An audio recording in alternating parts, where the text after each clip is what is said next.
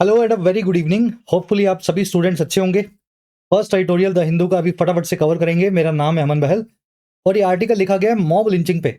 बहुत सारे शहरों में भारत के आपने सुना होगा कि गाय की रक्षा के नाम पे भीड़ मिल करके किसी आदमी की लिंचिंग कर देती है, किसी इंसान को मार देती है। तो ये मामला सुप्रीम कोर्ट तक गया था और इसका फाइनल वर्डिक्ट इस आर्टिकल में डिस्कस्ड है। चलिए, क्लास का ऑब्जेक्टिव है आपकी इंग्लिश को सुधारना, और सुधारना इस तरीके से कि इंग्लिश आपकी मजबूरी ना हो, आपकी कमजोरी ना हो, आपकी ताकत हो। अगर आप ठीक तरीके से अप्रोच करते हैं तो बिल्कुल मैथ्स की तरह इंग्लिश भी एक स्कोरिंग सब्जेक्ट है ना। 100% मार्क्स इसमें स्कोर किए जा सकते हैं। बस इसी ऑब्जेक्टिव के साथ इन क्लासेस को लाया जाता है। ग्रामर को, रीडिंग को और वोकैब को, तीनों चीजों को मैं एक साथ लेकर के चलता हूं हिंदी मीडियम वाले स्टूडेंट्स के हिसाब से। तो चलिए बिना देरी के शुरू करें क्लास को। आइए कुछ नया सीखते हैं।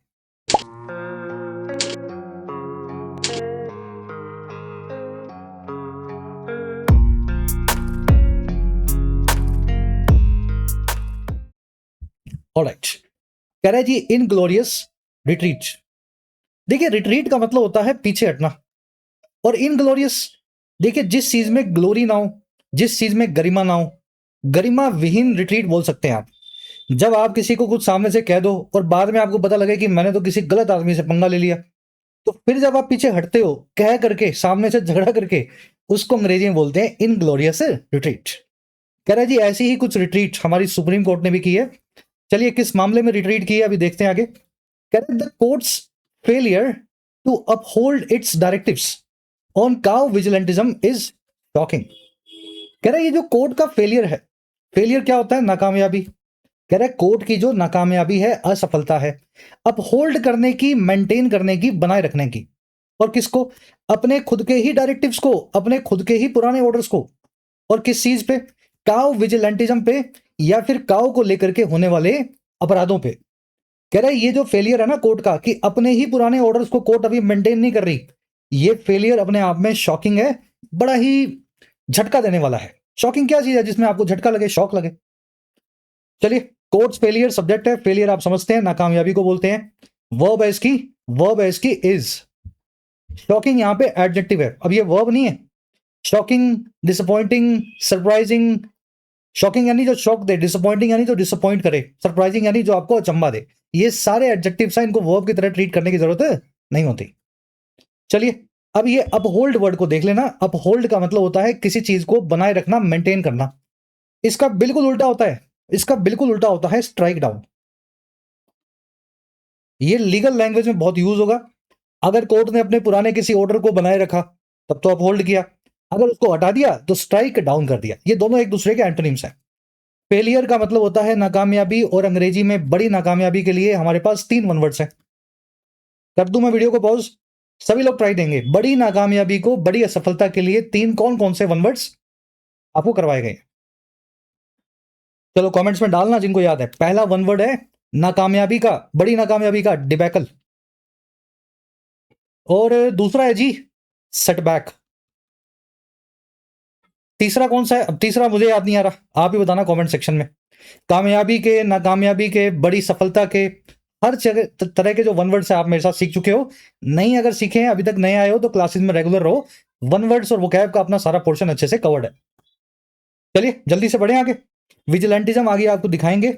जब आप कानून को अपने हाथ में लेते हो, आपके हिसाब से जो गलत हो रहा है उसको रोकने के लिए, उसको अंग्रेजी में बोलते हैं विजिलेंटिज्म। संविधान के हिसाब से, कानून के हिसाब से विजिलेंटिज्म एक अपराध है।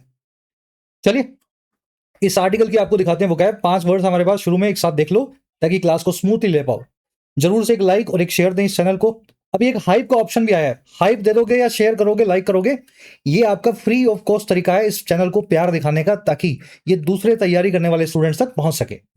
टेलीग्राम ग्रुप को जरूर से ज्वाइन कर लेना। ऑफिशियल वाईटी हमारा टेलीग्राम है, इसमें आपको सारे नोट्स, पीडीएफ्स और नोटिफिकेशंस सब कुछ इस ग्रुप में आपको मिल जाता है। साथ ही वाईटी ऐप को अपने फोन में डाउनलोड करें, आप ही के लिए बड़े प्यार से ऐप बनाई गई है। ऐप का लिंक आपको कमेंट सेक्शन में मिल जाएगा। एंड्रॉइड, आईओएस हर जगह अवेलेबल है। ऐप का मतलब है जी, इसमें आपको मिलेंगे कोर्सेज जो प्रीमियम कोर्सेज है, क्वालिटी के साथ में, मेरी गाइडेंस में, लेकिन अफोर्डेबल फीस के साथ। जैसे राइटिंग का कोर्स, इसमें आप लिखना सीख सकते हैं। 50-60 घंटे के अंदर बिल्कुल बेसिक से लिखना सिखाया गया है। ऑलमोस्ट 50,000 स्टूडेंट्स इस साल हमारे इस कोर्स में हो गए हैं। You can also be one of those. चलिए, मिशन इंग्लिश अनलॉट कोर्स, ये हमारा नया कोर्स है जिसमें आपको ऑब्जेक्टिव पेपर तैयार करवाया जाता है, जैसे एसएससी का, बैंक का, डिफेंस का, रेलवेज का। इसमें रीडिंग भी, ग्रामर भी, वोकैब भी, प्रैक्टिस भी। ग्रामर ऑलमोस्ट पूरी होने वाली है, कोर्स अभी चल रहा है। हर एस्पेक्ट को हम इस कोर्स में कवर कर रहे हैं। तो 2026 में अगर कोई एग्जाम देने वाले हो एसएससी बैंक का, तो ये कोर्स एक फुल ऑन पैकेज की तरह आप, ठीक है, इसमें आप अपना प्रिपरेशन कर सकते हैं। यूपीएससी और सिविल सेवाओं के लिए माइग्रेशन कोर्स है, जिसमें आपको आपकी मदर टंग से अंग्रेजी में यूपीएससी के लिए माइग्रेट करवाया जाता है, चाहे आरपीएससी हो, जीपीएससी हो, पंजाब की सीएससी हो, है ना। चलिए, इसमें answer writing, essay writing, descriptive, vocab, grammar, हर चीज आपको मिलेगी। कोई भी क्वेरी हो, नंबर है व्हाट्सएप का, इस नंबर पे आप टीम से बात कर सकते हैं। चलिए, फर्स्ट वर्ड अपने पास आज इनग्लोरियस। देखिए, ग्लोरी आपको मैंने बता दिया, गरिमा। अब बता दो ग्लोरियस मतलब जो गरिमा से भरा हुआ हो, और इनग्लोरियस मतलब इन लगा करके आप बनाते हो इसका एंटोनिम, जिस काम में कोई ग्लोरी ना हो, जो गरिमाहीन हो, गौरवहीन हो, या फिर आसान भाषा में शर्मनाक हो, शेमफुल चीजों को बोलते हैं inglorious. Jeffrey Epstein's case has marked an inglorious chapter in the USA's political history. जो जेफरी एप्स्टीन था, उसका जो केस है वो एक निशान है, उसने मार्क बना दिया है एक शर्मनाक अध्याय का, चैप्टर का, अमेरिका के राजनीतिक इतिहास में या फिर सियासी हिस्ट्री में। चलिए, शर्मनाक चीजों को डिस्क्रेडिटेबल, डिग्रेडिंग, ह्यूमिलिएटिंग, डिसऑनरेबल भी बोलते हैं, जिसमें ऑनर ना हो। ऑनरेबल मतलब ऑनर से भरा हुआ, गरिमापूर्ण। डिसऑनरेबल यानी जिसमें गरिमा की कमी हो। चलिए, तो ये वर्ड आर्टिकल में आज आप देखेंगे, नया आपके लिए। एक अच्छी मूवी है इनग्लोरियस बास्टर्ड्स, सभी को देखनी चाहिए। ये मूवी हिस्ट्री के ऊपर बेस्ड है, हिटलर के ऊपर, ब्रैड पिट की मूवी है, जरूर से देखना कभी। अगला अपने पास वर्ड है मोबोक्रेसी। देखिए, मॉब का मतलब होता है भीड़, क्रेसी का मतलब होता है रूल या शासन। जब किसी एरिया में मॉब का शासन हो जाए, यानी सरकारें गिर जाएं और भीड़ ही चलाने लगे पूरे के पूरे, ठीक है ना, गवर्नमेंट को, भीड़ तंत्र को बोलते हैं मोबोक्रेसी। बड़ी ही उथल पुथल वाली सिचुएशन होती है। मोबोक्रेसी आपको मिलेगी कुछ हद तक बांग्लादेश में, इलेक्शंस होने से पहले, या सुडान में, साउथ सुडान में, है ना, जहां मॉब का राज है। मोबोक्रेसी के लिए एक अच्छा वर्ड अंग्रेजी में ऑक्लोक्रेसी। आसान भाषा में मोबोक्रेसी बोल देते हैं भीड़ तंत्र को, अच्छी लैंग्वेज में ऑक्लोक्रेसी बोल देते हैं। तो ये ऑक्लोक्रेसी वर्ड आज जरूर से याद रखें, सिनोनिम है इसका। मोबोक्रेसी का बिल्कुल उल्टा क्या है जी? जमहूरियत, डेमोक्रेसी, प्रजातंत्र, जिसमें कॉन्स्टिट्यूशनल ऑर्डर हो, जिसमें गवर्नेंस और अच्छे से प्रशासन हो। कह रहे जी, unchecked protest risk descending into mobocracy rather than democratic expressions. कह रहे जी, बिना लगाम के जो प्रोटेस्ट हैं वो रिस्क करते हैं या फिर जोखिम को पैदा करते हैं कि वो डिसेंड इनटू हो जाएं या इस गड्ढे में गिर जाएं। डिसेंड इनटू करना यानी पतन होना, किसी चीज का गड्ढे में गिरना। तो बिना कंट्रोल किए हुए प्रोटेस्ट में हमेशा रिस्क रहता है कि वो इस लेवल पे आगे गिरेंगे, और किस लेवल पे? भीड़ तंत्र के, मोबोक्रेसी के लेवल पे। और किसके बजाय? बजाय या रादर देन डेमोक्रेटिक एक्सप्रेशन के, या लोकतांत्रिक अभिव्यक्ति के। चलिए, सेंटेंस थोड़े ज्यादा मैंने कॉम्प्लिकेटेड बना दिया है ना। अगला वर्ड अपने पास विजिलेंटिज्म। देखिए, अंग्रेजी में एक वर्ड है विजिल। विजिल का मतलब होता है चौकन्नापन। विजिल से ही वर्ड बना है विजिलेंट, जो आदमी चौकन्ना हो। और विजिलेंट के आगे ई लगा दूं, तब ये विजिलेंट बन जाता है बैटमैन। बैटमैन क्यों बोल रहा हूं? बैटमैन क्या करता था? सुपरमैन, बैटमैन, जब कोई चोर हो, कोई हत्यारा हो, उसको पकड़ने के लिए पुलिस के पास नहीं जाता, बैटमैन खुद ही अपनी बाइक लेकर निकल जाता है, बैट मोबिल बोलते हैं जिसको। या सुपरमैन जो है, हत्यारों को, गुनहगारों को खुद ही सजा देता है। तो ये फिल्मों में ठीक है, लेकिन अगर रियल लाइफ में आप करो, विजिलेंटी बन जाओ, तो आप एक अपराधी हो कानून की नजर में। कानून को अपने हाथ में लेना, आपको लगता होगा मैं सही कर रहा हूं, है ना, अपराधियों को सजा दे रहा हूं इस तरीके से, लेकिन आप कानून को अपने हाथ में लेते हो। तो ये विजिलेंटी एक वन वर्ड अंग्रेजी में विजिलेंटी से ही बना है, विजिलेंटिज्म। जब आप कानून को हाथ में लेने लगे, आपके हिसाब से आप जो है सही कर रहे हो, लेकिन समझ गए ना, आप हो एक गुनहगार। The rise in vigilantism reflects public distrust in formal justice system. जो विजिलेंटिज्म में राइज है, या कानून को अपने हाथ में लेने की जो प्रक्रिया है या एक्शन है, उसमें जो उछाल है, राइज है, ये रिफ्लेक्ट करता है, दिखाता है आम आदमी के डिस्ट्रस्ट को या फिर भरोसे की कमी को। और किसमें? फॉर्मल जस्टिस सिस्टम में या औपचारिक न्याय के सिस्टम में। आदमी क्यों अपने हाथ में हथियार उठाएगा भाई? जब उसको पुलिस पे, प्रशासन पे, जुडिशरी पे भरोसा ना रहे। तो चलिए, ये word vigilant, vigilante, vigil, vigilantism सब जुड़े हुए आपस में। इसको मॉब जस्टिस या लॉलेसनेस भी बोलते हैं। एक्स्ट्रा जुडिशियल किलिंग या एक्शन भी इसका सिनोनिम है। विजिलेंटिज्म का बिल्कुल उल्टा है जी, रूल ऑफ लॉ, कानून का राज हो, लीगल इन्फोर्समेंट या फिर लॉफुल एक्शन। चलिए, एक और वर्ड आएगा, डिफिडेंस। इस लड़के को देखो, हो सकता है इस लड़के को सब कुछ पता हो जो ये बताना चाह रहा है, लेकिन इसकी बॉडी लैंग्वेज से लग रहा है कि बोल नहीं पा रहा। तो जब आप में कॉन्फिडेंस की कमी की वजह से चुप्पी आती है, हेजिटेशन आती है, सेल्फ डाउट आता है, उस सेल्फ डाउट को अंग्रेजी में बोलते हैं डिफिडेंस। ये संकोच होता है आत्मविश्वास की कमी की वजह से, नॉलेज की कमी की वजह से नहीं, टैलेंट की कमी की वजह से नहीं, अंदर के आत्मविश्वास की कमी की वजह से। तो डिफिडेंस एक खराब चीज है जो किसी में नहीं होनी चाहिए, और अगर किसी में है अनफॉर्चुनेटली तो वो आदमी डिफिडेंट हो जाता है। डिफिडेंट यानी संकोची। चलिए, despite her talent she spoke with visible diffidence before the audience. बावजूद अपने टैलेंट के वो बात किया करती थी दिखाई देने वाले तौर पे, डिफिडेंस के साथ में या संकोच के साथ में, अपनी ऑडियंस के सामने। चलिए, अब इसके सिनोनिम एंटोनिम ध्यान से देखना, बड़े अच्छे और एडवांस है। पहला इसका अच्छा सिनोनिम है हेजिटेंसी। संकोच का ही दूसरा नाम है हेजिटेंसी। डिफिडेंस हेजिटेंसी एक ही बात है। दूसरा है टिमिडिटी। टिमिडिटी का मतलब होता है दब्बूपना, डरपोकपना। तीसरा है इनसिक्योरिटी, ये भी इससे जुड़ा हुआ है। और चौथा बड़ा काम का है रेडिसेंस। रेडिसेंस का मतलब होता है जी, आप में बोलने की इच्छा ही मर गई अंदर से। भाई डिफिडेंस में तो आदमी क्या बोलना तो चाहता है, लेकिन अंदर उसको डर सा लग रहा होता है कि मेरे पे कोई हंसे नहीं, है ना, मेरे बारे में कोई उल्टा ना बोले। रेटिसेंस में क्या होता है, आपका मन ही नहीं करता अंदर से, आपको लगता है यार क्यों बोलूं मैं, मेरा क्या रखा है इनसे बात करके। तो थोड़ा सा अलग वर्ड है, लेकिन काफी इससे मिलता जुलता है। इसमें आत्मविश्वास की कोई कमी वाली बात है रेटिसेंस में नहीं होती। तो रेटिसेंस देख लेना, चुप्पी को बोलते हैं जो आपने खुद से ठानी हो। चलिए, इसके बिल्कुल उल्टे क्या है। डिफिडेंस का उल्टा है, संकोच का उल्टा है कॉन्फिडेंस। और ये बाकी के 2-3 वर्ड्स जो ध्यान से पढ़ने हैं।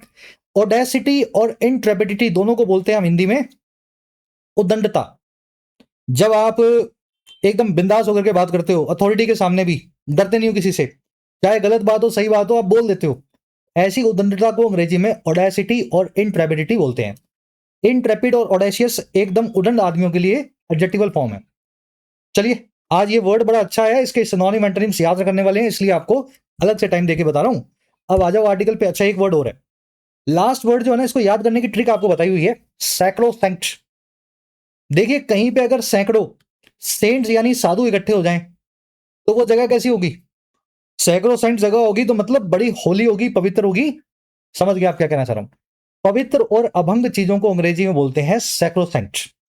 जैसे मंदिर जो होता है उसमें पूजा का रिचुअल सैक्रोसैंक्ट है ना। कॉन्स्टिट्यूशन के अंदर प्रेसिडेंट का जो ओहदा है वो भी सैक्रोसैंक्ट है। चलिए, सेक्रेड, अनटचेबल, हेलोड और इनवॉलेबल इसके सिनोनिम्स है। इनवॉलेबल वर्ड को जरूर देख लेना। जिस चीज को वायलेट ना किया जा सके, भंग ना किया जा सके, अभंग हो, वही इनवॉलेबल होती है। उल्टा क्या होगा, उल्टा होगा इसका जी वायलेबल, जिस चीज को भंग किया जा सके, जो निगोशिएबल हो, क्वेश्चनेबल हो, जिसपे सवाल उठाए जा सके। Freedom of expression is a sacrosanct feature. अभिव्यक्ति का अधिकार एक बड़ा पवित्र फीचर है, गुण है। और किसका, डेमोक्रेटिक सोसाइटीज का, लोकतांत्रिक समाजों का। अगर कोई समाज अपने आप को डेमोक्रेटिक बोलता है तो वहां पे full on freedom of expression होगी, है ना, ये हम कहना चाह रहे हैं इससे। चलिए, सैक्रोसैंक्ट एक एडजेक्टिव है, पवित्र के लिए यूज होता है, होली के लिए। इसकी नाउन फॉर्म है सैक्रोसैंक्टिटी, और शॉर्ट में इसको बोल देते हैं सिर्फ सैंक्टिटी। अंग्रेजी में बहुत सारे वर्ड्स हैं जो शॉर्ट फॉर्म में चलते हैं। अपलोड को आप सिर्फ लॉर्ड बोल देते हैं, अपलोड मतलब प्रशंसा, उसको लॉर्ड भी बोल देते हैं। वैसे ही सैक्रो सैंक्टिटी को आप सिर्फ सैंक्टिटी भी बोल करके छोड़ देते हैं। ये भी वर्ड आर्टिकल में आज आएगा, दोनों आएंगे। चलो, अब होगी वोकैब, अच्छी वोकैब ना आज की। अभी तो आप देखो साइड में सारी वोकैब लिखी हुई है, सारे सब्जेक्ट्स आपको ग्रीन में मिलेंगे, सारी वर्ब्स आपको पिंक कलर में आर्टिकल के अंदर मिलेंगी। अब एक समरी आपको देंगे इस आर्टिकल की। समरी ये है कि काउ विजिलेंटिज्म भारत में एक बड़ी समस्या है, खास करके उन स्टेट्स में जहां पे मेजोरिटेरियन गवर्नमेंट का राज है, यानी बीजेपी की सरकार है। काउ विजिलेंटिज्म का मतलब क्या है जी, कुछ लोग रात में डंडे लेकर के, हथियार लेकर के निकलते हैं और गाय को पकड़ने के नाम पे या बचाने के नाम पे हिंसा पे उतर आते हैं। जनरली इनका हिंसा का शिकार होते हैं माइनॉरिटी कम्युनिटी के लोग, मुस्लिम्स, क्रिश्चियंस, है ना, जो लोग गाय का मांस खाने में परहेज ना करें, उन लोगों को एक खासकर निशाना बनाते हैं। हमारा आर्टिकल कह रहा है कि ये ठीक है, गाय, धर्म, ये सब ठीक है, लेकिन विजिलेंटिज्म, इस गाय के नाम पे खून खराबा, ये बहुत गलत है। और इस मामले को सुप्रीम कोर्ट में 2018 में उठाया भी गया था। उस वक्त सुप्रीम कोर्ट ने बहुत सारे डायरेक्टिव्स पास किए थे, खास करके राजस्थान, गुजरात, यूपी और हरियाणा के लिए, जहां पे गायों के नाम पे बहुत हत्या होती हैं। लेकिन अब क्या हुआ 2026 में, अब इस केस की पूरी सुनवाई खत्म हुई है और कोर्ट ने लास्ट में क्या बोला है कि जो हमने कहा था वो सारे डायरेक्टिव रद्द करेंगे। कोर्ट का ये मानना है कि काउ विजिलेंटिज्म कोई बड़ी समस्या भारत में नहीं है, जो एक दो इक्का दुक्का केस हुए हैं उनको केस बाय केस सुनवाई किया जा सकता है। हमारा आर्टिकल कह रहा है कि बड़ी शॉकिंग बात है कि कोर्ट, सुप्रीम कोर्ट है ना, सरकार के आगे एक तरीके से झुक रही है, घुटने डाल रही है, घुटने टेक रही है। मेजोरिटी के सामने झुकना जो है जुडिशरी का काम नहीं है। तो इस तरीके से थोड़ा सा सेंसिटिव टोन में लिखा हुआ आर्टिकल आज का। टोन मैं आपको बता देता हूं, एक तो है अलार्मिंग और दूसरी है एक्यूजेटरी या क्रिटिकल। अलार्म यानी चिंता दिखा रहा है और दूसरा क्रिटिसाइज कर रहा है, एडमोनिश कर रहा है सुप्रीम कोर्ट के रवैये को। तो चलिए अब शुरू करते हैं। फर्स्ट पैराग्राफ आपके सामने है, वीडियो कर लो पॉज, खुद से पढ़ना है, इसको मीनिंग निकालना है, जितना हो सके उतना कोशिश करो। एक सेकेंड, चलो वीडियो को पॉज कर लेना, ट्राई देना इसको। कह रहे the supreme court of India has washed has washed its hands of the responsibility to enforce its own guidelines of 2018 to prevent and punish mob violence in the name of cow protection। कह रहे जो supreme court of India है ना, इसने wash कर दिया है, धो दिया है, और किसको? अपने खुद के हाथों को। और किस चीज से? इस जिम्मेदारी से। अब क्या मतलब हुआ वॉश वंस हैंड ऑफ? अपने हाथ को छटक देना, किसी चीज से हाथ या जान छुड़ा लेना, अपने हाथ धो करके जो है टाटा बाय बाय बोल देना। तो सुप्रीम कोर्ट ने अपनी जान छुड़ा ली है, अपने हाथ धो करके दूर कर लिया खुद को उस जिम्मेदारी से, उस रिस्पॉन्सिबिलिटी से जो है इन्फोर्स करने की या लागू करने की अपनी खुद की ही गाइडलाइंस को, अपने खुद के ही ऑर्डर्स को, जो इसने सुप्रीम कोर्ट ने 2018 में दिए थे। और क्यों दिए थे भाई ऑर्डर्स? एक तो टू प्रिवेंट करने के लिए यानी रोकने के लिए, और दूसरा पनिश करने के लिए मॉब की वायलेंस को या भीड़ के द्वारा की गई हिंसा को। और ये हिंसा कौन सी हिंसा है भाई? जो होती है इन द नेम ऑफ के नाम पर, जो होती है इन द नेम ऑफ के बहाने पे काउ प्रोटेक्शन का या काउ को बचाने का। तो सुप्रीम कोर्ट ने क्या किया? 2018 में ऑर्डर दिए होंगे कि हमारे हिसाब से ये गलत है, इसके अंदर ये होना चाहिए, वो होना चाहिए। रिसेंटली सुप्रीम कोर्ट ने अपना पल्ला झाड़ लिया सारे ऑर्डर से, और सुप्रीम कोर्ट ने बोला कि हमारे हिसाब से cow vigilantism is not a issue. मैं थोड़ा सा पेन चेंज कर रहा हूं, ये बीच में कभी कभी इशू आ जाता है। चलिए स्ट्रक्चर देखो सेंटेंस की। स्ट्रक्चर कहती है जी सुप्रीम कोर्ट ऑफ इंडिया है subject, has washed, has plus में V3S की verb, wash one's hands off something. One's का मतलब है कोई भी आदमी, माई, योर, आप अपने धोगे मैं मेरे धोऊंगा। तो अगर आप अपने हाथ किसी चीज से धो लेते हो तो समझ पा रहे हैं आप अपनी रिस्पॉन्सिबिलिटी को छोड़ रहे हैं, अपने आप को किसी चीज से दूरी बना रहे हैं। तो सुप्रीम कोर्ट ने भी अपनी जिम्मेदारी को छोड़ दिया है या दूरी बना ली है उस जिम्मेदारी से जो है लगाने की, इन्फोर्स करने की अपने खुद के ही ऑर्डर को 2018 में जो दिए गए थे। बढ़े आगे। इन द नेम ऑफ, बड़ा अच्छा फ्रेज अंग्रेजी में, के नाम पर। इसको आप कभी कभी ऐसा भी लिखेंगे, ऑन द प्रिटेक्स्ट ऑफ। जब कोई चीज किसी के नाम पे की जाती है तो उसके बहाने से भी की जाती है। प्रिटेक्स्ट का मतलब होता है एक्सक्यूज या बहाना, तो ऑन द प्रिटेक्स्ट ऑफ मतलब इस बहाने से। और एक और वर्ड है इसके लिए, एक और फ्रेज अंग्रेजी में, अंडर द गाइज या गाब ऑफ। देखिए गाइज का मतलब होता है भेष, गाब का मतलब होता है कपड़े। अगर आप बाहर से कुछ और दिखते हैं कपड़ों से और अंदर से कुछ और है, तब भी आप इस फ्रेज का इस्तेमाल कर सकते हैं। तीनों एक ही मीनिंग रखते हैं। इस नाम पे कुछ किया, इस बहाने से कुछ किया, या इस तरह के कपड़े पहन करके, इस तरह का मुखौटा पहन के कुछ काम आपने किया। चलिए कह रहा है the trajectory of this case over the years had foretold this outcome. कह रहा है जो ट्रेजेक्ट्री है ना इस केस की, ट्रेजेक्ट्री क्या होता है? पूरा रास्ता या पाथ। आप एक पॉइंट से दूसरे पॉइंट पे जाओगे, जो रास्ता आप पकड़ोगे, ऐसे गए फिर ऐसे गए, जो भी आपको पकड़ना था रास्ता जरूरी था जो आपके लिए, इस पूरे रास्ते को बोलते हैं, पाथ को बोलते हैं जो है ट्रेजेक्ट्री। कह रहा है जो रास्ता या पाथ निकला है इस केस का, जो डेवलपमेंट या घटनाक्रम हुआ है इस केस में पिछले कई सालों के दौरान, वो पहले से ही फोरटोल्ड कर चुका था। देखिए टेल यानी बताना उसकी थर्ड फॉर्म है, और फोर मतलब पहले से। वो पहले से ही बता चुका था इस आउटकम को, इस नतीजे को जो आज आया है। And fits within a disturbing pattern of judicial diffidence. ये पूरी की पूरी ट्रेजेक्ट्री फिट बैठती है उस डिस्टर्ब कर देने वाले पैटर्न के अंदर जो है जुडिशियल डिफिडेंस का, या फिर कोर्ट के द्वारा संकोची पने का। तो एक पैटर्न दिख रहा है हमें कोर्ट में कि बड़ा संकोच कर रही है कोर्ट, सरकार के खिलाफ कोई भी डिसीजन नहीं देती है। तो ये फिट बैठता है ट्रेजेक्ट्री उस कोर्ट के उसी पैटर्न के अंदर। और ये कब होता है डिफिडेंस कोर्ट का, संकोच कब होता है? In the face of majoritarian politics, जब कोर्ट फेस कर रहा हो, सामना कर रहा हो ऐसी पॉलिटिक्स का, ऐसी राजनीति का जिसमें मेजोरिटी का राज होता है, मेजोरिटी के लोग जो है सरकारें चला रहे होते हैं। चलिए ट्रेजेक्ट्री की वर्ब है हैड फोरटोल्ड, हैड प्लस में V3। ट्रेजेक्ट्री आपने देख लिया, किसी चीज में होने वाला घटनाक्रम या उसका जो पाथ या रास्ता है। ट्रेजेक्ट्री की दूसरी वर्ब है फिट्स, ये ट्रेजेक्ट्री बड़े अच्छे से फिट बैठती है। आउटकम का मतलब होता है नतीजा या रिजल्ट। डिफिडेंस यानी संकोचीपना, हेजिटेंस बोल सकते हैं इसको, कर चुके हो ना वर्ड। और चलिए चलिए नेक्स्ट सेंटेंस की तरफ बढ़ते हैं। ऑन का मतलब होता है खुद, पता है ना आपको, लेकिन ऑन से पहले जब खुद की बात कर रहे हैं तो ऑन से पहले आपको जिसके खुद की बात हो रही है उसका पजेसिव यूज करना है। जैसे मैं बोलूं ये मेरा घर है, तो मैं कभी भी ऐसा नहीं बोल सकता इट इज ऑन हाउस। भाई अगर ये मेरा खुद का घर है ना तो मैं बोलूंगा it is my own house. अगर आपका घर है तो it is your own house, it is their own house, it is her own house. तो ऑन से पहले जिसका भी खुद का है उसका पजेसिव फॉर्म में माई योर अवर आपको लगाना चाहिए। तो इस केस में सुप्रीम कोर्ट ने खुद के डायरेक्टिव की बात की तो इट्स ऑन लिखा है, सुप्रीम कोर्ट के लिए पजेसिव इट्स का इस्तेमाल हुआ है। चलिए अगला पैराग्राफ फटाफट देख लो इसको। चलिए कह रहा है जी on February 23 the chief justice of India और CJI justice Suryakant observed that the general directions issued by the court in a 2018 judgment to the center and states to prevent and prosecute cow vigilantism and mobocracy were unmanageable। अब कह रहा है court ने बहाना क्या दिया, अपने ही 2018 के ऑर्डर को ना मानने का क्या बहाना दिया। कह रहा है जी 23 फरवरी को यानी कि 2 दिन पहले जो चीफ जस्टिस साहब हैं भारत के, जस्टिस सूर्यकांत जी जिनका नाम है, इन्होंने ऑब्जर्व किया, इन्होंने ये कमेंट पास किया। ऑब्जर्व करना यानी कोर्ट किसी चीज पे संज्ञान लेती है, नोटिस करती है और कुछ कहती है।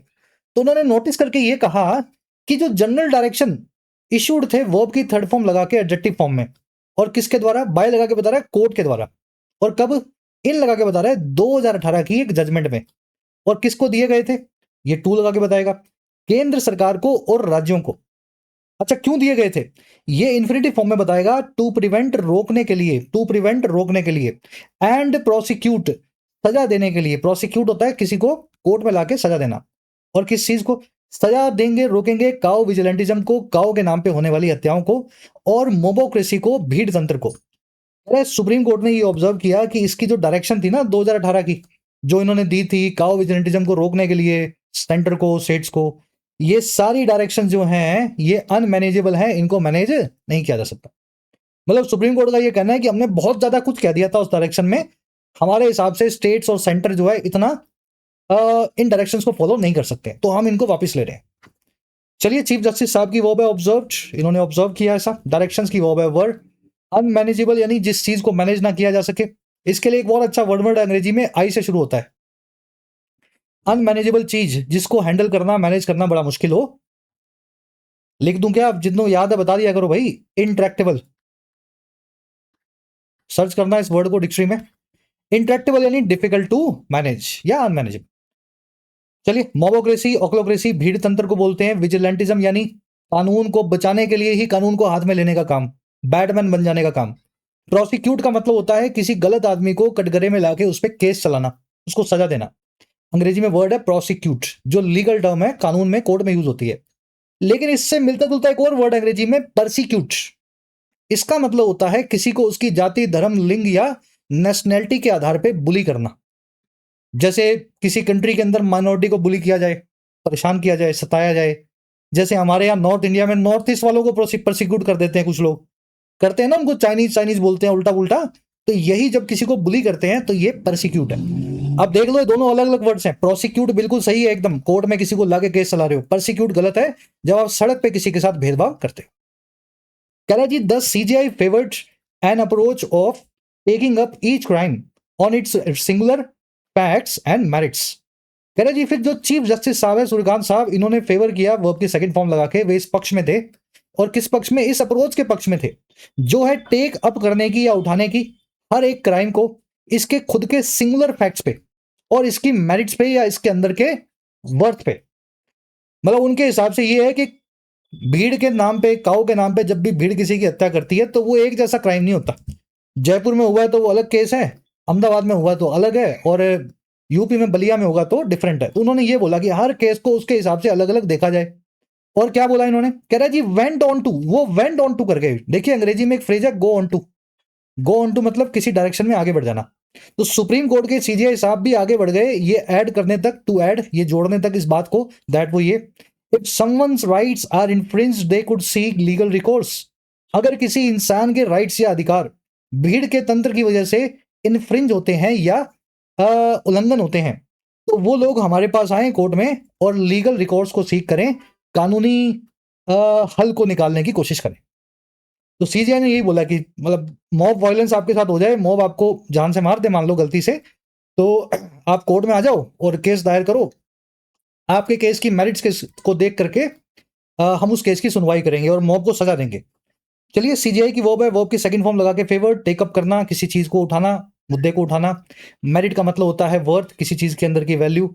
सीजीआई की दूसरी वर्ब है went on to, go on to की सेकंड फॉर्म है। किसी डायरेक्शन में जब आप आगे बढ़ जाते हो, आपने एक बात कही फिर चार बातें और जोड़ दी, तो आप गो ऑन टू सेइंग हो गए, इस बात को ऐड करते हुए आप चले गए। राइट्स की वर्ब है आर इन्फ्रिंज, इन्फ्रिंज करना, वायलेट करना, उल्लंघन करना। दे आया है किसी इंसान के लिए, दे की वर्ब है कुड सीक। रिकोर्स, ये वर्ड जरूर याद रखें, रिकोर्स और रिजोर्ट, इन दोनों का मतलब होता है सोल्यूशन या उपाय किसी समस्या का, किसी शिकायत का। आपके साथ गलत हुआ, आप कोर्ट में गए, तो ये लीगल रिकॉर्ड्स है, लीगल रिजोर्ट है या रेमेडी है। बड़े नेक्स्ट पैराग्राफ, मुझे पता है वोकैब बहुत हैवी है, ऐसा समझो ना कि आज की और कल की क्लास का एक साथ करवा दिया आपको, इतनी सारी वोकैब है इस आर्टिकल में, 2-3 दिन की क्लासेस में जो आती है। कल होपफुली हम छुट्टी रखेंगे, कल मुझे ट्रैवल करना है, तो आज 2 दिन की क्लास एक साथ आप कर रहे हो। नेक्स्ट पैराग्राफ है, फटाफट इसको पढ़ लो।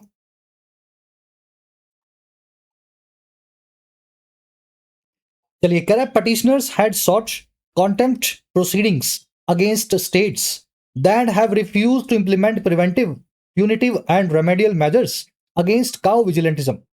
कह रहे जो याचिका करता थे 2018 के केस जिन्होंने सुप्रीम कोर्ट में लगवाया था, पेटिशनर वो होते हैं जो पेटिशन डाले कोर्ट में, कोई याचिका डाले। कह रहे कोर्ट को रिक्वेस्ट करने वाले जो लोग थे उन्होंने मांगा था या हैड सॉट किया था कंटेम्प्ट की प्रोसीडिंग्स को। प्रोसीडिंग यानी कार्रवाई, कंटेम्प्ट का मतलब होता है कोर्ट की अवमानना।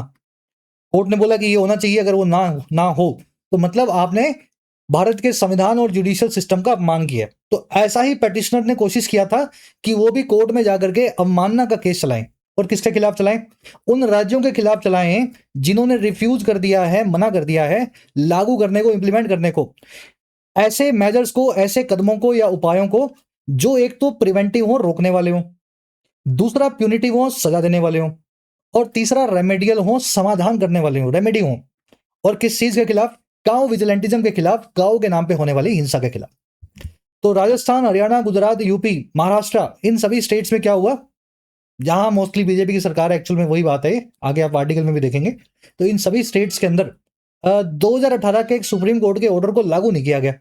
तो इसलिए यह केस 2026 में सुप्रीम कोर्ट के पास गया था कि इन सभी स्टेट्स के सीएम को तलब करें, लेकिन सुप्रीम कोर्ट ने तो 2018 के ऑर्डर को ही खारिज कर दिया। चलिए, पटिशनर्स की वो है हैड सॉट, सीक की थर्ड फॉर्म है, सीक करना, किसी चीज को पाने की या मांगने की कोशिश करना। तो उन्होंने कोशिश किया था कि ये प्रोसीडिंग चलवाएं कंटेम्प्ट की। दैट आया स्टेट्स के लिए, वो स्टेट्स जिन्होंने रिफ्यूज कर दिया है, मना कर दिया है। प्यूनिटिव यानी सजा देने वाला, प्रिवेंटिव यानी रोकने वाला, प्यूनिटिव यानी पनिशमेंट देने वाला, रेमेडियल यानी समाधान करने वाला मेजर्स। कह रहे in 2018 a bench headed by then CJI Deepak Mishra had expressed shock and dismay over the spate of violence perpetrated by cow protection gangs. कह रहे जी 2018 में जजेस का एक ग्रुप था, एक बेंच था जो हेडेड बाय था, जिसकी अगुवाई में थे उस वक्त के चीफ जस्टिस साहब दीपक मिश्रा साहब। कह रहा है उस बेंच ने ना एक्सप्रेस किया था या फिर सबके सामने रखा था, अभिव्यक्ति की थी, उन्होंने बताया था। और क्या बताया था? उन्होंने एक्सप्रेस किया था बहुत ज्यादा शॉक को, एक झटके को, और अपने अंदर के डिस्मे को या फिर होपलेसनेस को। और जो थी स्पेट के ऊपर, झड़ी के ऊपर, स्पेट क्या होता है, एक के बाद कोई काम हो रहा हो एक के बाद एक, तो उसको झड़ी को बोलते हैं स्पेट। तो उन्होंने अपना शॉक और डिस्मे बताया था उस झड़ी के ऊपर जो है वायलेंस का या हिंसा का। और वो वायलेंस जो परपेट्रेट होती है, अंजाम दी जाती है, किसके द्वारा भाई? काउ प्रोटेक्शन गैंग्स के द्वारा, काउ को बचाने वाले ग्रुप्स के द्वारा। तो उस वक्त तो 2018 में सुप्रीम कोर्ट का कुछ और ही रवैया था। उनका तो ये कहना था कि हमें तो विश्वास नहीं हो रहा है कि भारत जैसे आजाद देश में, डेमोक्रेटिक कंट्री में, इस तरीके से रात में काउ प्रोटेक्शन गैंग घूम घूम के जो है वायलेंस करती हैं। चलिए, बेंच की वर्ब है हैड एक्सप्रेस्ड, ये काम 2018 में हो चुका है, इसलिए past perfect tense. Headed verb की थर्ड फॉर्म एडजेक्टिव है। वो बेंच जिसके हेड बन के बैठे थे सीजीआई साहब उस वक्त के, दीपक मिश्रा साहब। परपेट्रेट यहाँ वर्ब की थर्ड फॉर्म एडजेक्टिव है, वो वायलेंस जिसको परपेट्रेट किया गया या अंजाम दिया गया। अंग्रेजी में परपेट्रेट वर्ड का मतलब होता है किसी गलत काम को अंजाम देना। पेट का मतलब होता है श्रृंखला, झड़ी, सर्ज, रश। जिसमें होती है होपलेसनेस, आपको लगे कि कुछ अब इलाज ही नहीं है इस चीज का, कोई ऐसी समस्या आ जाए तो आप उसके अंदर एकदम होपलेस हो जाते हैं, तो डिसमे आपके अंदर आता है। कह रहे the court had observe that lynching must be curved. उस वक्त कोर्ट ने ऑब्जर्व भी किया था कि जो लिंचिंग है, आप देखो लिंचिंग वर्ब को देख लेना, मॉब वायलेंस को बोलते हैं लिंचिंग। जैसे आजकल आप बांग्लादेश में सुनते हो ना, Hindu man lynched by the mob. कह रहा है जी कोर्ट ने भी ऑब्जर्व किया था कि इसी तरीके से कई लोगों को लिंच किया जा रहा है, लिंचिंग का जो काम है। कह रहा है इसको रोकना होगा, कर्व करना होगा, कर्व करना यानी कंट्रोल करना, और ट्रिपल करना होगा, इस लिंचिंग के काम को अपाइज बना देना होगा। ट्रिपल करना यानी किसी चीज को इतना कम या कमजोर कर देना कि वो अपाइज की तरह हो जाए। तो कोर्ट का ये मानना था ये काम ही इतना खराब है, इसको रोको और खत्म कर दो। और कैसे कहा, स्ट्रेस करते हुए, जोर देते हुए, that the state has a sacrosanct duty to protect citizens, कि जो राज्य है, जो देश है, जो मुल्क है, उसकी एक पवित्र और होली ड्यूटी है कि वो अपने सिटीजन्स को प्रोटेक्ट करे, किसी की जान काऊ के नाम पे नहीं जानी चाहिए। चलिए, कोर्ट की वर्ब है हैड ऑब्जर्व्ड, लिंचिंग की वर्ब है मस्ट बी कर्व्ड और मस्ट बी क्रिपल्ड। कर्व करना कंट्रोल करना, क्रिपल करना कमजोर बनाना। सैक्रोसैंक्ट, होली, याद है ना, जिसमें सैकड़ों संत बैठे हों। भाई संत महात्मा अगर सैकड़ों किसी जगह आ जाए तो अपने आप ही वो जगह पवित्र हो जाती है। तो ऐसे वर्ड को याद रखें, सैक्रोसैंक्ट। चलिए आगे बढ़ते।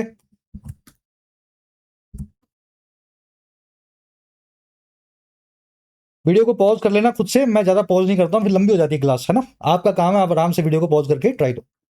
कह रहा है जी 2018 guidelines assumed the court would remain a watch dog. कह रहा है जी 2018 की जो गाइडलाइंस थी, दीपक मिश्रा साहब के हिसाब से जो गाइडलाइंस आई थी 6 साल पहले, 8 साल पहले, उन्होंने ऐसा अज्यूम किया था, उन गाइडलाइंस में ऐसा सोचा गया था कि जो हमारी कोर्ट है ना वो बनी रहेगी एक वॉच डॉग के जैसी। वॉच डॉग का मतलब होता है पहरेदार, चौकीदार या गार्जियन, जो किसी चीज की बड़े अच्छे से निगरानी करे। जैसे आरबीआई जो है, रिजर्व बैंक ऑफ इंडिया, वो बैंकिंग सेक्टर का वॉच डॉग है। तो सरकार की जो भी एजेंसी किसी सेक्टर में निगरानी करती है उसको हम वॉच डॉग बोलते हैं। तो गाइडलाइन में भी अज्यूम किया गया था कि हमारी कोर्टें जो हैं ये वॉच डॉग का काम करेंगी। कह रहा है जी but what followed was a gradual but unmistakable judicial retreat. कह रहा है लेकिन जिस चीज ने इस बात को फॉलो किया, जो चीज कोर्ट के ऑर्डर के बाद में फॉलो करते हुए हुई, वो थी दैट वाज एक धीमा लेकिन unmistakable judicial retreat. Judicial retreat आपने देख लिया, रिट्रीट मतलब पीछे हटना, जुडिशियल यानी कोर्ट के द्वारा, अनमिस्टेकेबल मतलब इस चीज में जिसमें कोई आपको शक ना हो। आप सोचो ना कि यार हुआ है कि नहीं हुआ, साफ साफ दिखता हो, अनमिस्टेकेबल। कह रहे लेकिन जो काम हुआ ना वो ये था कि कोर्ट की तरफ से एक पीछे हटने का काम हुआ, जो धीमे धीमे हुआ लेकिन निश्चित तौर पे हुआ ही, अनमिस्टेकेबली हुआ ही। दैट नाउ अपीयर्स फाइनल, जो लगता है पूरा हो गया है with the pronouncement of the CGI, हमारे इस नए सीजीआई साहब की प्रोनाउंसमेंट के साथ ही, इनके इस नए ऐलान के साथ ही। प्रोनाउंसमेंट होता है जी कोई एक फॉर्मल अनाउंसमेंट आप करते हो, कोई फैसला देते हो, उसको बोलते हैं प्रोनाउंसमेंट। कॉम्प्लेक्स सेंटेंस है, गाइडलाइंस की वर्ब है अज्यूम्ड, अज्यूम करना, मान लेना। कोर्ट की वर्ब है वुड रिमेन, बट कंजंक्शन के बाद एक नया क्लोज आया। वट फॉलोड एक नाउन क्लोज है और इस क्लोज की वर्ब है वाज। जिस चीज ने फॉलो किया, वट फॉलोड, जो चीज बाद में हुई, वट फॉलोड वो थी दैट वाज, तो वट फॉलोड इस पूरे क्लोज की वर्ब है वाज। चलिए रिट्रीट आपने देख लिया पहले से, रिट्रीट के लिए आया दैट, दैट की वर्ब है अपीयर्स। कह रहा है in a situation of perfect rule of law there is no reason for the highest court of the land to be directly involve in monitoring policing. कह रहा है एक ऐसी सिचुएशन में जो परफेक्ट रूल ऑफ लॉ की है, जो एकदम परफेक्शन के हिसाब से कानून के राज की है, अगर कानून का ही राज परफेक्टली हो तो फिर कोई रीजन ही नहीं है, कोई कारण ही नहीं है सबसे बड़ी कोर्ट के पास, अदालत के पास, सुप्रीम कोर्ट के पास, जो इस लैंड की है, भारत भूमि की है, कि वो डायरेक्टली इन्वॉल्व हो, शामिल हो मॉनिटर करने में, निगरानी करने में सरकार की पॉलिसिंग के काम को। पॉलिसिंग का मतलब होता है पुलिस का डिपार्टमेंट। भाई पॉलिसिंग से ही आपने पुलिस बनाया है, पुलिस क्या करती है, पॉलिसिंग करती है। तो कह रहा है एक ऐसी भूमि पे, भारत भूमि पे, जहां पे परफेक्ट कानून अगर चलता हो तो कोर्ट के पास कोई रीजन नहीं है कि वो पुलिस के काम में दखल अंदाजी करे, देयर इज नो रीजन। चलिए रीजन की वो इज, कह रहा है फिर क्या होता है, कह रहा है जी any police force acting in fidelity to the law would curb and bring to justice acts of violence. कह रहा है ऐसे एक राम राज्य में अगर भारत में हो जाए ना, तो कोई भी पुलिस फोर्स ले लो किसी भी जो है स्टेट की, जो एक्ट कर रही हो, जो हरकत कर रही हो वफादारी के साथ, फिडेलिटी के साथ, लॉ के लिए, कानून के लिए, कह रहा है ऐसी वफादार पुलिस अगर होगी तो वो खुद ही कर्व कर लेगी, कंट्रोल कर लेगी और ब्रिंग टू जस्टिस कर लेगी, कटघरे में ले आएगी वायलेंस के एक्ट्स को, हिंसा की घटनाओं को। चलिए, पुलिस की वर्ब है फोर्स, पुलिस की वर्ब है would curb and would bring. Bring to justice करना, ब्रिंग टू बुक्स करना, किसी आदमी को कानूनी कटघरे में लाना, प्रोसिक्यूट करना या उसके कामों की सजा देना। फिडेलिटी का मतलब होता है फेथफुलनेस, इनफिडेलिटी का मतलब होता है अनफेथफुलनेस, वफादारी और जो है बेवफाई। अगर पुलिस वफादार है कानून के साथ तो फिर कोर्ट का क्या काम है बीच में, है ना, पुलिस ही सब कुछ देख लेगी। चल, तो ये इसने एक हाइपोथेटिकल सिचुएशन बताई है, भारत की सिचुएशन बताएगा कैसी है। आराम से देख लो नेक्स्ट पैराग्राफ, क्या सिचुएशन है इंडिया की। कह रहा है जी भारत में ये सब नहीं होता। कह रहा है जी that citizens had to seek the intervention of the supreme court for what should be a routine police function was itself revealing. कह रहा है जी दैट यानी ये बात की, जब भी दैट शुरू में आ जाए और उसके बाद कोई नाउन हो और उस नाउन की खुद की कोई वर्ब हो, तो दैट का मतलब होता है ये बात की और इसकी खुद की एक वर्ब आगे रखी होगी। कह रहा है जी ये बात की, अब कौन सी बात, ये पूरी बात बीच में लिखी हुई है। कह रहा है जो भी बात बीच में लिखी हुई है ना, ये बात जो है ये खुद में ही रिवीलिंग है या आपके सामने उजागर करने वाली है, खुलासा करने वाली है हालात का। अब वो बात क्या है बीच में देख लो। बात ये है कि हमारे देश के आम आदमी को, सिटीजन्स को ये मजबूरी में करना पड़ा, दे हैड टू, कि वो सीख करें या मांगे दखल अंदाजी को, इंटरवेंशन को हमारी सुप्रीम कोर्ट की। और किसके लिए? फॉरवर्ड एक ऐसी चीज के लिए, फॉरवर्ड एक ऐसी चीज के लिए जो होनी चाहिए थी, शुड बी, एक रोजमर्रा का पुलिस का काम।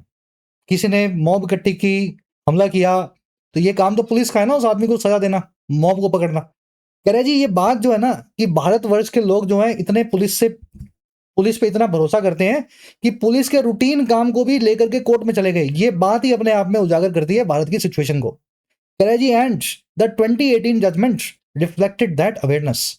और जो 2018 की जजमेंट थी कोर्ट की, वो दिखाती भी थी इसी अवेयरनेस को। उस जजमेंट को देख के लगता भी था कि कोर्ट भी इस बात को समझती है। चलिए, दैट की वर्ब है वाज, सिटीजंस की वर्ब है had, have to, has to, है ना, किसी काम को करने के लिए मजबूर होना। वर्ड की वर्ब है शुड बी। अच्छा, जजमेंट की वर्ब है reflected. Since 2018 cow vigilantism has grown more monstrous while the police and the state governments in many places overlook or even encourage mob violence in the name of cow protection। कह रहा है जी जब से judgement आई है ना 2018 की, तब से एक उल्टा काम हुआ है। इस जजमेंट के आने के बाद गाय के नाम पे हत्याएं जो हैं और ज्यादा मॉन्स्ट्रस हो गई हैं। काओ विजिलेंटिज्म जो है एक दानव का रूप ले चुका है, मॉन्स्टर का।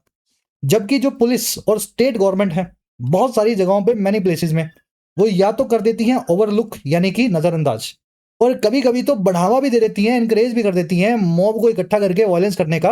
और कैसे? इस नाम पे, इन द नेम ऑफ जो है काउ की प्रोटेक्शन का। चलिए, काउ विजिलेंटिज्म की वर्ब है हैज ग्रोन, मॉन्स्टर्स आपने देख लिया, दानवाकार। पुलिस और स्टेट गवर्नमेंट्स की वर्ब है ओवरलुक एंड एनकरेज। कह रहा है in several states cow vigilantes have been accorded legal sanctity. बहुत सारे राज्यों में काउ विजिलेंटी जो हैं, काउ के नाम पे जो हत्या करने वाले लोग हैं, उनको तो दे भी दिया गया है पैसिव वॉइस लगा के, हैव बीन अकॉर्डेड, कानून के हिसाब से पवित्रता या सैंक्टिटी। सैक्रो सैंक्टिटी, उसी से वर्ड बनाया था सैंक्टिटी, याद है ना। तो कानून में तो उनको पवित्र मान लिया गया है कई स्टेट्स में। And they have been accorded quasi policing powers in blatant violation of the court's guidelines. इनको अकॉर्ड भी कर दिया गया है, दे भी दिया गया है आधी अधूरी पुलिस जैसी पावर्स को, पॉलिसिंग की पावर्स को, ऐसे वॉयलेशन के दौरान या उल्लंघन के दौरान जो खुलेआम हो रहा है, ब्लेटेंट हो रहा है कोर्ट की गाइडलाइंस का। ठीक है, काउ विजिलेंटिस की वर्ब है हैव बीन अकॉर्डेड, अकॉर्ड करना यानी देना। अकॉर्ड वर्ब के दो यहाँ पे ऑब्जेक्ट्स हैं। पहला तो उनको दिया गया लीगल सैंक्टिटी, कानून के हिसाब से पवित्रता, और दूसरा मिल गया है कोसाई पॉलिसिंग पावर्स। देखिए, अंग्रेजी में कोसाई वर्ड का मतलब होता है छुपी हुई। सीधे सीधे पुलिस नहीं हो आप, लेकिन अंदर से पुलिस वाली पावर्स लेके घूम रहे हो, समझ गए ना। कोसाई जुडिशियल भी बोलते हैं ऐसे एक वर्ड, कि आप जज तो नहीं हो लेकिन इतनी ताकत रखते हो कि आप फैसले कर देते हो, तो कोसाई जुडिशियल पावर्स आपके पास। तो ये अंग्रेजी में वर्ड को देख लेना, कोसाई यानी हिडन पावर्स किसी तरीके से। ब्लेटेंट का मतलब होता है खुलेआम धड़ल्ले से कोई होने वाली चीज जो गलत हो, फ्लैग्रेंट और इग्रीजियस इसके सिनोनिम्स हैं, ब्लेटेंट। चलिए, लास्ट पैराग्राफ है, फटाफट इसको फिनिश करो, फिर अपने आज से क्विज की तरफ बढ़ते हैं। आज मैंने क्लोज टेस्ट डाल दिया आपके लिए, होपफुली मजा आएगा आपको। चलिए, कह रहा जी the court earlier refuse to entertain a special challenge to such empowerment of mobs. कह रहा है जी कोर्ट ने पहले तो रिफ्यूज ही कर दिया कि वो एंटरटेन करेगी, सुनेगी भी एक स्पेशल चैलेंज को, इस तरह के एम्पावरमेंट को लेकर के या ताकत देने को लेकर के मॉब्स को। और ये कैसे मना किया कोर्ट ने? Asking petitioners instead to file individual petitions in high courts. Ask करते हुए या कहते हुए याचिकाकर्ताओं को, बजाय इसके कि वो फाइल करें इंडिविजुअल पिटिशंस को, एक एक याचिका को हाई कोर्ट में। तो जैसे राजस्थान में पावर्स मिली हुई हैं, तो जब कोर्ट में केस गया कि क्यों मिली हुई हैं, तो कोर्ट ने बोला हम ये सुनवाई करेंगे इन इस केस की, आप हाई कोर्ट में जाओ राजस्थान की और वहां से केस हमारे तक लेके आओ। गुजरात वाले गुजरात से लाओ, हरियाणा वाले हरियाणा से लाओ। चलिए, कोर्ट की वो है रिफ्यूज, कोर्ट ने मना कर दिया। एंटरटेन करना यानी किसी चीज को सुनना, एम्पावरमेंट यानी सशक्तिकरण मॉब्स का, भीड़ों को आप हथियार पकड़ाते हो, एम्पावरमेंट करते हो। इंस्टेड का मतलब होता है बजाय। कह रहे जी several BJP ruled states have not only refuse to implement the court's directives but have also moved into the opposite direction by enabling vigilantism. कह रहा है बहुत सारी बीजेपी रूल्ड जो स्टेट्स हैं, कह रहे हैं उन्होंने ना केवल तो मना किया है, they have not only refused कि वो इंप्लीमेंट करेंगी या लगाएंगी कोर्ट के डायरेक्टिव्स को, कोर्ट के ऑर्डर को, बल्कि वो मूव कर गई हैं या आगे बढ़ गई हैं ऑपोजिट डायरेक्शन में, उल्टी दिशा में, इनेबल करके काउ के नाम पे विजिलेंटिज्म को। बहुत सारी स्टेट्स ने क्या बोला कि 2018 का ऑर्डर तो हम नहीं मानेंगे, हम तो उल्टा ये करने वाले हैं, काउ विजिलेंटिस को हम सशक्त बनाएंगे, उनको ऑर्गेनाइज्ड करेंगे, है ना, उनको एक आईडी कार्ड देंगे उनको। तो इस तरीके से उल्टी डायरेक्शन में मूव किए स्टेट्स की। वो है हैव रिफ्यूज, दूसरी वो है हैव मूव्ड। ना केवल इन्होंने ये किया बल्कि ये भी किया। तो इस तरीके से नॉट ओनली और बट ऑल्सो का इस्तेमाल किया जाता है। They have not only refuse but also जो है मूव्ड। आज ये कॉन्सेप्ट डिटेल में नहीं करवा रहा हूं, बहुत बार हो चुका है, पुराने वाले नोट्स निकाल लो। नॉट ओनली बट ऑल्सो की पोजीशन आपको देखनी होती है। दोनों एक टाइप के वर्ड्स को मिलाने का काम करता है, जैसे यहाँ पे वर्ब और यहाँ पे वर्ब, दोनों वर्ब्स को नॉट ओनली बट ऑल्सो ने मिलाया हुआ है ना। वर्ब को वर्ब से, नाउन को नाउन से, एडजेक्टिव को एडजेक्टिव से, सेम टाइप ऑफ वर्ड्स को मिलाने का काम करेगा। कह रहा है जी vigilante violence continues unabated with the police looking away. Vigilante के द्वारा होने वाली जो वायलेंस है, कानून को हाथ में लेकर के की जाने वाली जो हिंसा है, वो जारी है बिना रुके या अनअबेटेड। अंग्रेजी में एक वर्ड है अबेटमेंट, अबेटमेंट यानी कमी, अनअबेटेड यानी जिसमें अबेटमेंट ना आई हो, जो रुकती ना हो। कह रहे ये वायलेंस बेरोक-टोक चल रही है। और कह रहे कैसे हो रहा है काम?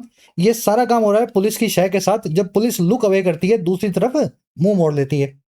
और कह रहा है और वर्स, इससे भी बुरा, और worse, turning against the victim, victim के ही खिलाफ हो जाती है, जिसके मार पड़ी हो मॉब से, उसी को ही जो है गिरफ्तार कर लेती है। चलिए, विजिलेंटी वायलेंस की वो है कंटिन्यूज अनअबेटेड यानी जो रुके नहीं, लुक अवे करना, दूसरी तरफ देखना, किसी चीज को नजरअंदाज करना। कह रहा है जी it will be a severe blow to the rule of law if the court sticks to the view that it has no reason और intent to uphold its own directives. कह रहा है जी ये बहुत खराब झटका होगा, मार पड़ेगी, सिवियर ब्लो होगा कानून के राज को भारत में, बड़ा नुकसान होगा कानून को भारत में, अगर कोर्ट जो है स्टिक करती है, बनी रहती है, जुड़ी रहती है, चिपकी रहती है इसी नजरिए के साथ कि इसके पास ना तो कोई कारण है, ना ही कोई इरादा है मेंटेन करने का, अपहोल्ड करने का अपने ही पुराने 2018 के ऑर्डर्स को।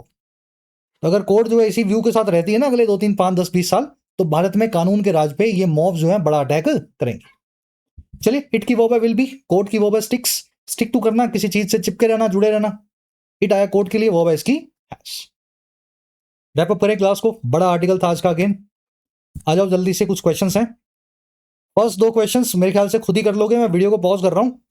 पहले में आपसे टोन पूछी गई है, ऑलरेडी बता चुका हूं क्लास के शुरू में। और सेकंड में आपसे पूछा है कि सीजीआई का प्राइमरी क्रिटिसिज्म, मुख्य आलोचना इस आर्टिकल में किस बारे में हुई है। चलिए, डिटैच्ड यानी अलग थलग, टेक्निकल यानी तकनीकी, डिस्पैशनेट यानी बिना भावनाओं का, न्यूट्रल मतलब ना पॉजिटिव ना नेगेटिव, ह्यूमरस यानी हंसी भरा, सरकास्टिक यानी व्यंग से भरा हुआ, अलार्म्ड यानी चिंतित, एडमोनिटरी यानी क्रिटिसाइजिंग। बता दो टोन कैसी है इस आर्टिकल की। ना तो ये डिस्पैशनेट है, ना डिटैच्ड है, ना सरकास्टिक है, ये चिंता दिखा रहा है और एडमोनिशन दिखा रहा है, कोर्ट के फैसले के सामने अपना क्रिटिसिज्म दिखा रहा है। ठीक है, फर्स्ट में आंसर बनेगा। सीजीआई का क्या क्रिटिसिज्म किया गया? सीजीआई की किस पोजीशन का?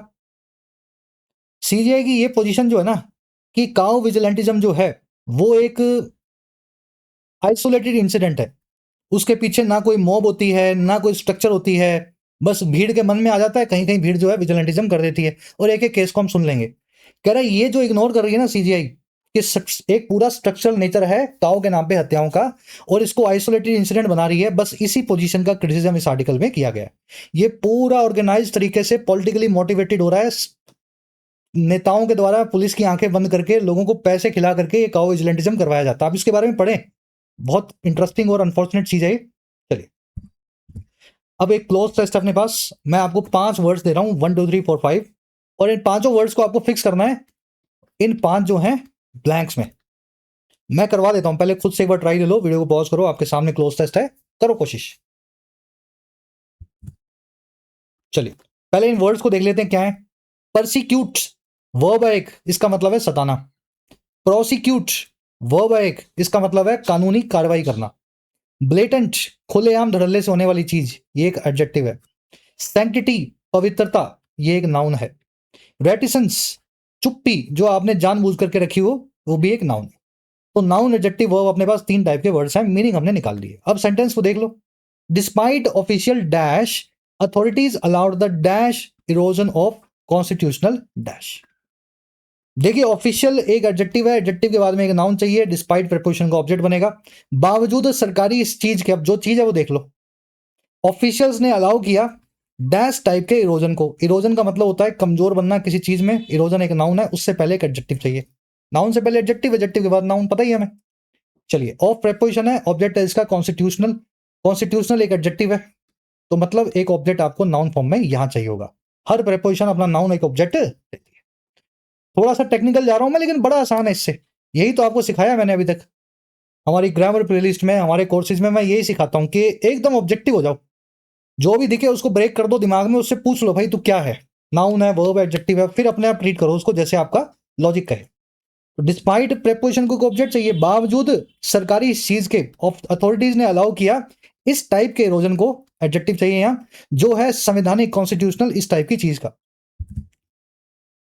देखिए, बावजूद सरकारी, बावजूद सरकारी सैंक्टिटी के, पता नहीं सैंक्टिटी हो सकता है, सैंक्टिटी एक नाउन है, शायद यहां आ जाए, बाकी देख लेते हैं क्या आएगा। रेटिसेंस भी एक नाउन है, परसिक्यूट एक वर्ब है, प्रोसिक्यूट एक वर्ब है, ब्लेटेंट एक एडजेक्टिव है। एडजेक्टिव एक ही है, तो यहां पे ब्लेटेंट नाम का एडजेक्टिव आ जाएगा। कोर्ट ने अलाउ किया धड़ल्ले से होने वाले इरोजन को, जो है कॉन्स्टिट्यूशनल इस तरह का। अब कॉन्स्टिट्यूशनल के बाद में सैंक्टिटी आ जाएगा, ठीक है, सैंक्टिटी आ जाएगा यहां पे, सैंक्टिटी आ जाएगा यहां पे, इस पे आ जाएगा, है ना। और इरोजन जो हुआ है वो हुआ है ब्लेटेंट, ब्लेटेंट भी यहां आ गया। अब बता दो यहां क्या आएगा, बावजूद ऑफिशियल रेटिसेंस के, ठीक है। चलिए, अब ये सारा काम कैसे हुआ, failing to dash those, fail करते हुए डैश करने में उन लोगों को, हु सोट टू डैश, जिन्होंने कोशिश किया था डैश करने का माइनॉरिटीज को, अंडर द गाइज ऑफ, इस बहाने से जो है लॉ एंड ऑर्डर का। देखो, वो लोग जो माइनॉरिटीज को under the guys of law and order करते हैं, वो परेशान करते हैं, परेशान करने को बोलते हैं परसिक्यूट, तो परसिक्यूट आ जाएगा यहाँ पे। और अथॉरिटीज का काम होता है प्रोसिक्यूट करना, जिसमें वो फेल हुई हैं। प्रोसिक्यूट मतलब किसी पे केस चलाना, ये एक वर्ब है। तो मेंस लेवल का क्लोज टेस्ट है, थोड़ा मुश्किल हार्ड लगा हो तो बता देना, थोड़ा इजी बनाएंगे कल से। चलो, अब रोज आपको एक क्लोज टेस्ट या PQRS आपको मिलेगा। चलिए, लास्ट के 3 क्वेश्चन दे रहा हूं, खुद से सॉल्व कर लेना भाई। ऑक्लोक्रेसी क्या होती है, सेल्फ कॉन्फिडेंस की कमी की वजह से संकोच को क्या बोलते हैं इन चारों में से, और ऐसी चीज जो बहुत कंसीडर्ड की जाए होली और अनब्रीचेबल, उसको क्या बोलते हैं। आंसर्स अगेन फर्स्ट कमेंट में डाल दिए गए, वीडियो के नीचे जाकर चेक करें, आउट ऑफ 10 कितने मार्क्स मिले जरूर से बताना। क्लास कैसी लगी आज की, चलिए आपका फीडबैक हमेशा वेलकम रहेगा, कमेंट सेक्शन खुला हुआ है। Until then signing out.